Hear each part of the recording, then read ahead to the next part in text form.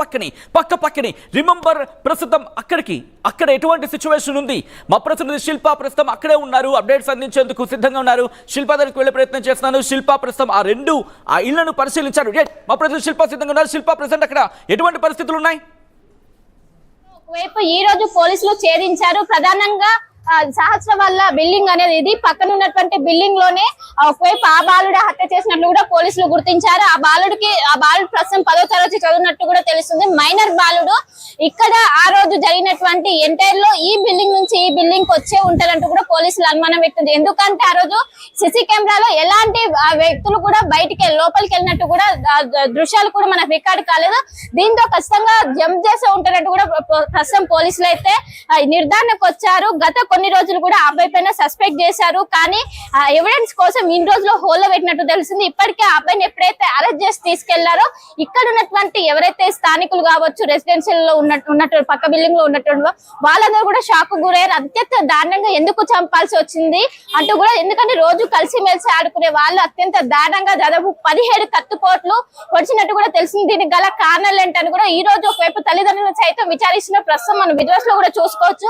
మొత్తం కూడా ఈ రెండనవి పక్క బిల్డింగ్ లో ఈ బిల్డింగ్ నుంచి ఈ బిల్డింగ్ జంప్ చేసి ఏదైతే పెంట్ హౌస్ ఉంటుందో పెంట్ హౌస్ దగ్గరికి వెళ్లే అవకాశాలు ఉన్నట్లు కూడా ఇప్పటికే పోలీసులు నిర్ధారణకు వచ్చారు. అందులో భాగంగా మొదటి నుండి కూడా డాగ్ స్పాట్ వచ్చినప్పుడు ఆ బిల్డింగ్ దగ్గరికే వచ్చి ఆగే. దీంతో అక్కడ ఉన్నటువంటి ప్రతి ఒక్కరి ఫింగర్ ప్రింట్ ను కూడా పోలీసులు ఫింగర్ ప్రింట్స్ ని వెరిఫై చేశారు. అక్కడ వెరిఫై చేసి ఒక కంక్లూజన్ కి వచ్చారు. ఖచ్చితంగా ఆ అబ్బాయి అంటూ కూడా ఇన్ని రోజులు కూడా ఆధారాలు సేకరించారు. ఆ పక్క ఆధారాలతోని ఈ రోజు మఫ్టీలో వచ్చి పోలీసులు ఇద్దరిని కూడా పోలీసులు ఆ బాలుని అదుపులోకి తీసుకున్నారు. ప్రస్తుతం మైనర్ బాలుడు అని కూడా తెలుస్తుంది. సో దీనికి సంబంధించి కోర్టులో కూడా ప్రొడ్యూస్ చేసే అవకాశం అయితే స్పష్టంగా కనిపిస్తుంది. మొత్తం మీద ఇక్కడ ఉన్నటువంటి ఎవరైతే కాలనీ వాసులు ఉంటారో పెద్ద ఎత్తున వాళ్ళందరూ కూడా షాక్ గురయ్యారు. ఎందుకంటే రోజు కళ్ళ ముందటువంటి బాలుడు బాలికను అత్యంత దారుణంగా హత్య చేయడం ఏంటంటే కూడా ప్రతి ఒక్కరు కూడా ఒకవైపు అందరూ కూడా భావోద్వేగానికి గురవుతున్న పరిస్థితి మనకు కనిపిస్తుంది. సహస్ర కేసులో ఒకవైపు ఈ రోజు పోలీసులు ఛేదించారు. ప్రధానంగా సహస్ర వల్ల బిల్డింగ్ అనేది ఇది పక్కన ఉన్నటువంటి బిల్డింగ్ లోనే ఒకవైపు ఆ బాలుడు హత్య చేసినట్లు కూడా పోలీసులు గుర్తించారు. ఆ బాలుడు ప్రస్తుతం 10వ తరగతి చదువున్నట్టు కూడా తెలుస్తుంది. మైనర్ బాలుడు ఇక్కడ ఆ రోజు జరిగినటువంటి ఎంటైర్ లో ఈ బిల్డింగ్ నుంచి ఈ బిల్డింగ్ కి వచ్చే ఉంటారంటూ కూడా పోలీసులు అనుమానం వ్యక్తం. ఎందుకంటే ఆ రోజు సిసి కెమెరాలో ఎలాంటి వ్యక్తులు కూడా లోపలికి వెళ్ళినట్టు కూడా దృశ్యాలు కూడా మనకు రికార్డు కాలేదు. దీంతో ఖచ్చితంగా జంప్ చేసే ఉంటారంటూ కూడా ప్రస్తుతం పోలీసు రైట్. అది శిల్ప, మా ప్రతినిధి శిల్ప అక్కడికి వెళ్ళారు. అసలు ఏం జరిగింది? ఎందుకంటే రిమెంబర్ ఆ రోజు రెండు ఇళ్లకు సంబంధించి ఎటువంటి సిచ్యువేషన్ ఉంది, ఎలా వెళ్ళుండొచ్చు అంశాలకు సంబంధించి రిపోర్ట్ అందించారు మా ప్రతినిధి శిల్ప. ఆ రోజు ఎగ్జాక్ట్ గా లొకేషన్ కి వెళ్ళి రిపోర్ట్ అందించారు. ఇదే అంశానికి సంబంధించి మరింత సమాచారం మా ప్రతినిధి మనోజ్ అందిస్తారు. మనోజ్ మరి కాసేపటి లైవ్ లోకి రాబోతున్నారు. రైట్. అంతకన్నా ముందు కూకట్పల్లికి సంబంధించి చాలా మంది, ఇన్ఫాక్ట్ నిన్న నేను బయటికి వెళ్తున్న సందర్భంలో చాలా మందిని అడగడం జరిగింది, కూకట్పల్లి ఇష్యూ ఏమైందన్నా, సహస్ర ఇష్యూ కన్నా కూకట్పల్లి ఇష్యూ అని అనేవాళ్ళు.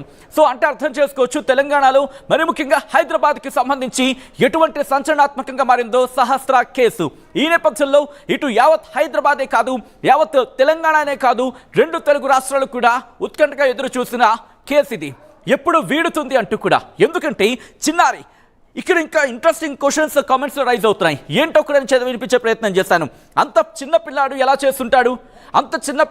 చేస్తుంటాడు అనేది ఇక్కడ క్వశ్చన్ తెర మీద తీసుకొస్తున్నారు. Interesting question. బహుశా ఇన్వెస్టిగేషన్ ఇంకా డీపెన్ అవుతున్న కొద్దీ, ఇంకా లోతుగా విచారణ జరిగే కొద్దీ ఇంకేమైనా కొత్త విషయాలు, కొత్త కోణాలు వెలుగులోకి రాబోతున్నాయా? మరీ ముఖ్యంగా ఎందుకు చంపాడు? గతంలో కూడా ఏమైనా ఇష్యూస్ ఉన్నాయా? సహస్రతో ఎలా ఉండేవాడు? సహస్రకు అలాగే బాలుడికి ఏమైనా పరిచయం ఉందా? పరిచయం ఇన్ ద సెన్స్ ఫ్రెండ్లీగా ఏమైనా మూవ్ ఆన్ అయ్యేవారా? ఫ్రెండ్లీగా మాట్లాడుకోవడం జరిగింది. అసలు పరిచయం ఉందా లేదా? ఒకవేళ పరిచయం ఉంటే ఏ స్థాయి పరిచయం అది? ఆ తర్వాత ఎటువంటి కమ్యూనికేషన్ ఉండేది? మరి ముఖ్యంగా సహస్ర కుటుంబంతో ఆ బాలుడికి సంబంధం ఉందా లేదా? పక్కపక్కనే ఉంటున్నారు కాబట్టి, ఇరుగు పొరుగున ఉంటున్నారు కాబట్టి ఎటువంటి రిలేషన్స్ ఉండేవి? దాంతోపాటు ఆ బాలుడికి ఇంకెవరైనా పరిచయం ఉన్నారా? ఈ నేపథ్యంలోని ఆ బాలుడి చేత ఎవరైనా చేయించే ప్రయత్నం చేశారా? కేవలం దొంగతనమే కారణమా, లేకపోతే ఇంకా కారణాలు ఏవైనా ఉన్నాయా?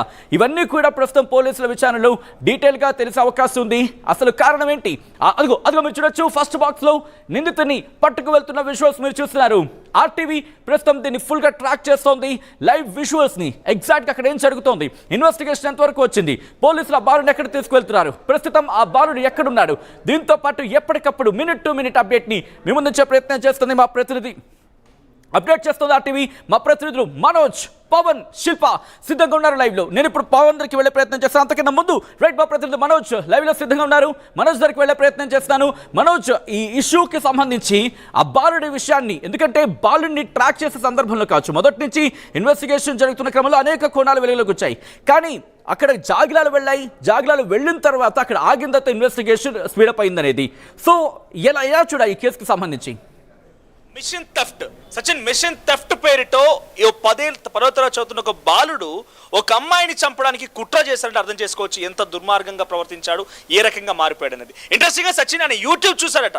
ఆ 10వ తరగతి చదువుతున్నటువంటి బాలుడు యూట్యూబ్ చూసి ఎలా వెళ్ళాలి, ఎలా థెఫ్ట్ చేయాలి, అక్కడ డబ్బుల్లా దొంగలించుకోవాలి, ఆ తర్వాత బయటికి ఎలా రావాలి, ఒకవేళ అక్కడ కనుక అడ్డుకుంటే వారిని చంపడానికి సైతం స్కెచ్ వేసుకున్నాడట. ఇదంతా ఎగ్జిక్యూషన్ కోసం ఒక లెటర్ కూడా రాసుకున్నాడట. ఇంట్రెస్టింగ్ గా ఇప్పుడు ఎలా బయటపడింది ఈ అంశం అంటే కూడా ఒక సాఫ్ట్వేర్ ఉద్యోగికి ఆ యువకుడు ఆ బాలుడి పైన అనుమానం వస్తే అక్కడ జాగిలాలు వెళ్ళిపోయి ఆ జాగిలాలు కూడా అక్కడికి వెళ్ళిపోయి ఆ జాగిలాలు కూడా ఆ యువకుడి ఇంటి దగ్గర ఆగడం ఒక ఎత్తు అయితే, ఆ తర్వాత ఒక సాఫ్ట్వేర్ ఉద్యోగికి అనుమానం వచ్చి ఆయన ఇచ్చిన ఫిర్యాదు మేరకు ఎస్ఓటి పోలీసులు ఆ బాలుడి ఇంటికి వెళ్ళిపోయి తనిఖీలు చేస్తే లెటర్ బయటపడింది, కత్తి బయటపడింది, కత్తికి రక్తం కూడా ఉందట. ఆ రక్తం ఇక్కడ సహస్రాన అమ్మాయి అనేది కూడా పోలీసు అనుమానం వ్యక్తం చేస్తున్నారు.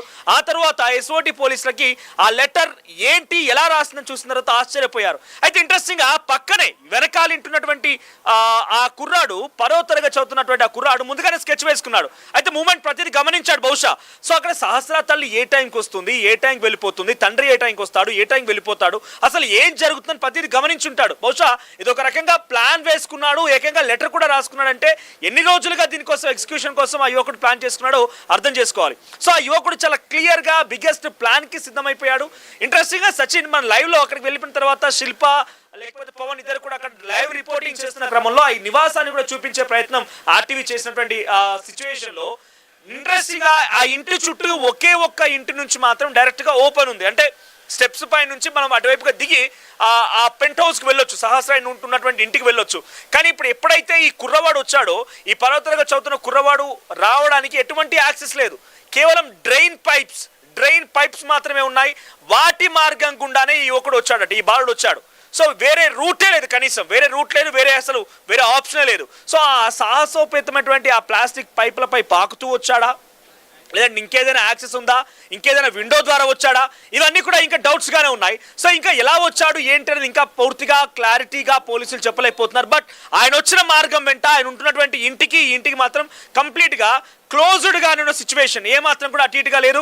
కంప్లీట్ గా యాక్సెస్ ఉండడానికి విండో కానీ ఏదో అటాచ్మెంట్ పాయింటే లేదు.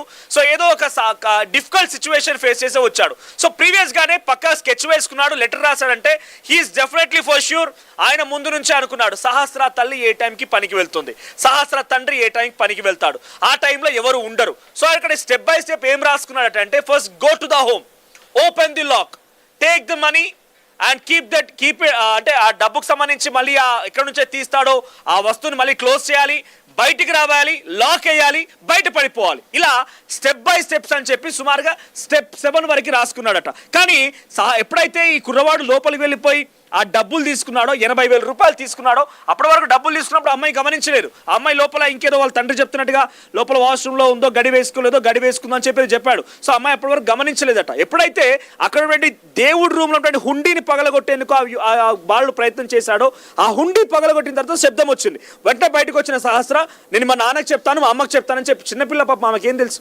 10-12 ఏళ్ల చిన్నారి, ఆమెకి ఈ దొంగతనాలు ఏం తెలుసు.